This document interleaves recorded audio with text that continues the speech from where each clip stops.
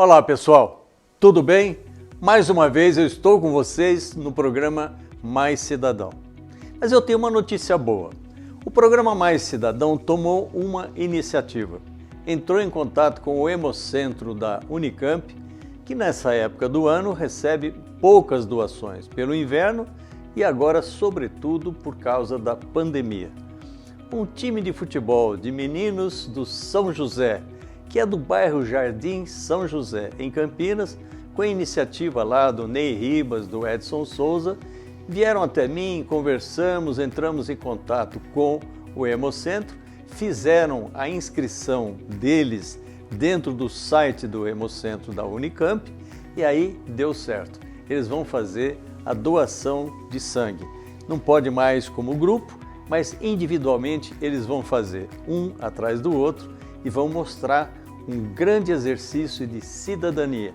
Jovens despertos para o trabalho comunitário, voluntário, que vale a pena. Um abraço a vocês, meninos do São José, a toda a região do Jardim São José, ao Ney Ribas, ao Edson Souza, que coordenam esse time e vão certamente, com essa ação, criar outras oportunidades de outros times da região e de Campinas. O programa Mais Cidadão vai fazer isso para o Hemocentro da Unicamp. Um abraço a todos os que participaram e que ainda vão doar o sangue, para que então eles possam contagiar mais gente nessa iniciativa. Parabéns!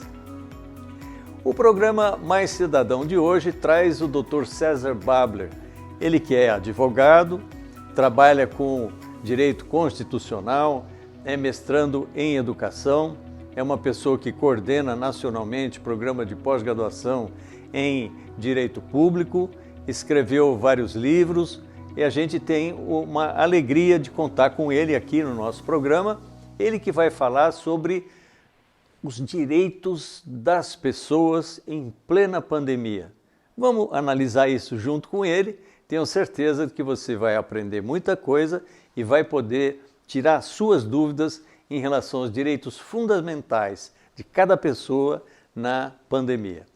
Tudo bem, doutor César? Tudo bem, professor Eduardo. É um prazer estar aqui com o senhor. Muito obrigado. Com o seu povo aí, os seus seguidores. Muito obrigado. É uma grande alegria poder explicar um pouquinho os direitos desse pessoal. Tá muito bem. Bom, nós estamos em plena pandemia. Claro que ela surpreendeu todo mundo, surpreendeu ao senhor, a nós, aos médicos, a todas as autoridades nacionais e internacionais, né? Bom, a gente já vem discutindo direitos fundamentais do cidadão no Brasil. Muitas vezes os cidadãos no Brasil compram seus planos de saúde, compram seus cartões de crédito e muitas vezes nesse processo acabam sendo muito prejudicados, né? A ação dos bancos sobre as pessoas, os direitos das pessoas circularem normalmente, tudo isso são coisas que nós vamos analisar neste programa.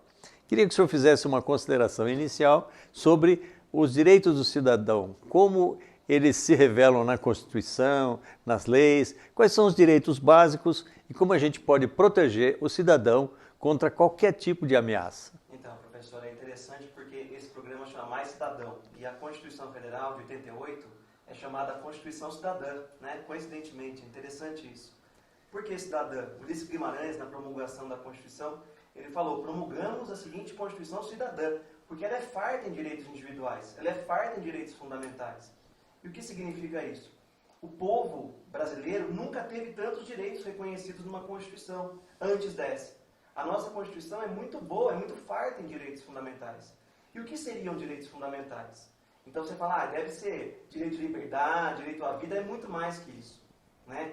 É direito de não ser torturado, é direito de falar, é a liberdade de se expressar, de manifestar o pensamento, é a liberdade, é você ter o direito de alimentação, saúde, educação, que hoje está tão, né, escasso, a gente precisa tanto forçar a educação no povo, né? O segredo é a educação de qualidade é um supra-direito, né? Então a gente tem lá do artigo 5º até o artigo 16 um rol de direitos fundamentais. Não é só o artigo 5º como muitos pensam, são todos esses que eu falei para vocês, do 5º ao 16. Vai até direitos políticos, direito de votar e ser votado. Tudo isso é direito fundamental do cidadão. E na pandemia, alguns deles estão sofrendo algumas restrições. Certo. O que não significa que eles estão abolidos. Eles continuam presentes. Mas eles estão sofrendo algumas mitigações em nome da saúde, em homenagem à saúde. Por exemplo, a questão do uso de máscara. Obviamente, tem sido colocado através de decretos que as pessoas têm que usar máscaras quando elas saem para uma área pública, ou interna ou externa. Digamos, ela está querendo entrar num supermercado, numa padaria, que é uma área que foi preservada como essencial nesse processo, né? Agora, com o comércio aberto, também algumas lojas. Então, ou você aceita que você tem que usar máscara ou você não pode entrar. Mas o direito de você pôr máscara ou não é um direito de cada cidadão. Como é que fica um direito geral que ele tem de colocar ou não uma máscara com a obrigação fundamental num processo de pandemia? O que vale mais? É a lei maior ou são essas leis menores adaptadas a uma situação totalmente esdrúxula como essa que nós temos hoje? É interessante o senhor tocar nisso, professor, porque a questão das máscaras levou até aquela polêmica que a gente viu na praia, o desembargador, né, desacatando, ofendendo o guarda municipal, porque ele não queria usar máscara e o guarda municipal multou por conta disso. É interessante esse fato porque gera esse ponto, né? Pois é. Qual que é a discussão que está aí? Então eu tenho o direito, eu tenho a liberdade de poder não usar máscara, usar quando eu quiser? Agora não. Né? A Lei 14.019, agora de 2 de julho de 2020, foi aprovada e previu a obrigatoriedade do uso de máscaras. Né? Na verdade, você está sendo cerceado do seu direito de poder livremente usar ou não máscara em homenagem à saúde de todo mundo. Então existem dois direitos aí conflitando teoricamente. A minha liberdade de usar máscara ou não e a saúde da população. Qual prevalece? A saúde. Portanto, nesse caso, a sua liberdade de usar máscara fica mitigada. E você é obrigado a usar máscara nesse ponto. Tá certo. Muito bem. Bom, um outro direito da pessoa é o direito de se defender em relação às questões comerciais. Por exemplo, você está numa pandemia, você ficou desempregado, ou você diminuiu o seu salário, teve os seus emprego suspenso temporariamente, ou a sua empresa que vivia de determinadas atividades não está tendo essa atividade, obviamente ela também não pode pagar os outros da mesma forma. Mas aí vem os cartões de crédito, vem as telefonias, todo mundo querendo cortar a conta de todo mundo, querendo colocar juros de 8% ao mês no cartão de crédito para fazer qualquer acordo. Os bancos dizem que estão dispostos a fazer empréstimos e tal, mas na hora do vamos ver, o juro é alto e, além de tudo, exigem garantias muito grandes. Como é que essa pessoa pode se defender se ela não tem como pagar o cartão de crédito? O que ela deve fazer? Ela tem que esperar a pandemia terminar, tem que ter um processo aí qualquer com proteção das autoridades em relação a isso? Hoje eu não vejo ninguém protegendo ninguém nessa questão. Essa questão é interessante porque ainda está começando a surgir, então ainda nascituro, né? Está começando a surgir essa discussão. Essa polêmica está sendo levada para o judiciário. Então, o que vai acontecer? A gente está judicializando essa questão do crédito do consumidor. É uma questão que envolve relação de consumo. Então, o consumidor, nesse caso que o senhor falou do banco, etc., é sempre favorecido, porque ele está numa relação de vulnerabilidade. E ainda mais na pandemia, porque a pandemia agrava essa vulnerabilidade. Então, o judiciário provavelmente, certamente, eu acredito, ele vai dar guarida, vai dar proteção a esse consumidor que pede uma renegociação, que pede um acordo.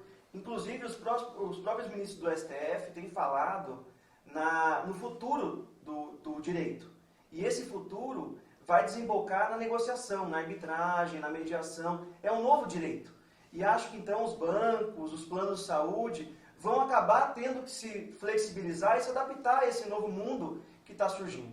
Tá certo. Em relação, por exemplo, aos planos de saúde, né? Muitas vezes você tem o seu plano de saúde, você chega no hospital, aí eu tenho vários exemplos de pessoas que me ligam, que fazem essas denúncias. Você chega lá no hospital, eles dizem, Ah, você está com alguma suspeita de Covid, está com dor, está com as articulações doloridas, está com febre alta e tal, teve contato com alguém com Covid, então a probabilidade é enorme. Aí eles não querem fazer o teste e dizem, se o seu plano de saúde não pagar isso aí e não disser que vai pagar, nós não vamos fazer o teste. Mas aí o teste se impõe para saber se a família dele está em risco, se tem que entrar em quarentena ou não, se ele está num estágio inicial ou não da doença e tem logo que internar para ver se, através de tomografia, se ele não está com os pulmões começando a ser prejudicados, mas dizem não, e você tem que pagar o teste. Então é uma coisa que você fala, bom, mas se eu pago o plano de saúde, eu tenho que ter o direito ao teste, não é? Digamos, por exemplo, uma pessoa que está tendo um princípio de infarto ou teve um infarto e tal. Eles chegam no hospital, fazem o eletrocardiograma, fazem a análise do seu sangue para ver se as enzimas indicam que teve ou não um infarto, só para dar um exemplo. Tudo isso é feito normalmente. Por que agora, em plena pandemia, não querem fazer um simples teste que custa 200 e poucos reais nos laboratórios e para o hospital certamente a preço de custo custaria muito menos, tá certo? Como é que fica uma situação dessa? Eu ainda vejo como uma possibilidade de ganho para o hospital. O hospital está enxergando isso como uma lucratividade na pandemia. Mas não é esse o enfoque que tem que ser dado, né? Então, o problema do Brasil é que tudo a gente tem que levar para o judiciário, né? Então, talvez se a gente tivesse políticas mais efetivas, até do executivo ou até medidas legislativas, que forçassem isso, evitaria essa enxurrada de demanda judicial para o cidadão que quer fazer um teste de Covid e não consegue. Essas coisas são absurdas, chegando ao ponto de, professor Eduardo, a gente ter UTI, pessoa pedindo para internar na UTI porque ela está morrendo e o hospital não concede isso. Então é um absurdo. Pois é, fica perguntando ao plano de saúde, Isso. Vocês vão pagar? Vocês vão pagar? Isso. Então é um jogo que retarda às vezes 1 dia, 2 dias de internação ou de cuidados, isso pode gerar um problema terrível, né? Não é o caso do SUS, por exemplo, que é um atendimento público, então naturalmente todo o procedimento é feito, mas no caso dos planos particulares acontece isso. Bom, nesse tempo todo, Dr. César, nós tivemos igrejas que foram fechadas, o comércio fechado, bares e restaurantes, academias, clubes. Então, uma série de setores da economia e da vida cotidiana das pessoas foram prejudicados. Existe uma possibilidade de uma igreja entrar numa representação judicial dizendo eu quero funcionar, eu tomo os cuidados, mas eu quero existir, as pessoas não podem ficar, sobretudo numa pandemia que psicologicamente traz grandes problemas, sem a bênção de Deus, etc. Uma igreja pode reivindicar esse direito ou existe um direito maior que a impede de fazer isso? É interessante essa questão, né? Muita gente deve estar se perguntando, mas por que eu quero orar, eu quero rezar e não estou conseguindo, nem isso, né? É só a liberdade religiosa que está em jogo, é mais um direito fundamental. A liberdade de orar, de ter uma religião, de ir para a igreja, de ir à missa, né? Entretanto, o Supremo Tribunal Federal, que é nosso órgão máximo, para quem não conhece, do Poder Judiciário, no começo da pandemia, ele começou a julgar os casos interessantes, né? Dizendo de quem era a competência para fechar a igreja, para fechar a academia, e isso foi sendo discutido durante a pandemia, e está ainda, até esse momento. E o que ele resolveu? A gente vive num federalismo. O que é federalismo? Então temos a União, os estados e os municípios. O federalismo que a gente vive é cooperativo. O que significa isso? Todos os entes, União, estados e municípios, têm competência para cuidar dessa situação de pandemia. E tem competência para fechar academia, fechar igreja, etc. Conforme esteja o grau avançado ou não da doença, da pandemia naquele local. Esse ponto é interessantíssimo, professor, porque todo mundo acha que então o presidente que vai determinar que fecha ou não, mas não é. Isso teve até confusão em torno do âmbito nacional, porque o presidente queria fechar e o Estado abriu. E tudo bem, porque o Supremo já resolveu, e teve que ser levado para o Supremo isso, porque era da briga entre o Executivo, o Supremo já resolveu que todos têm competência para isso. E é justo isso, professor. Por quê? É o município que sabe o que tem lá, o que tem de doente, o que não tem. A União não consegue controlar todos os locais. Temos mais de 5.700 municípios. Então é necessário que tenha uma política local ali proibindo ou permitindo a atividade. Então acho que é nesse Tá sentido. certo. Bom, nós estamos discutindo direitos fundamentais, individuais e coletivos das pessoas e das instituições em relação a esse processo de pandemia. Falamos com o Dr. César Babler, ele que é um especialista no direito público e tudo, está nos dando uma lição de como nós devemos cotejar o nosso direito individual frente às questões coletivas de proteção à saúde na pandemia. A gente já volta, vai ser muito interessante a segunda etapa. Fique por aí conosco, é muito importante a sua participação.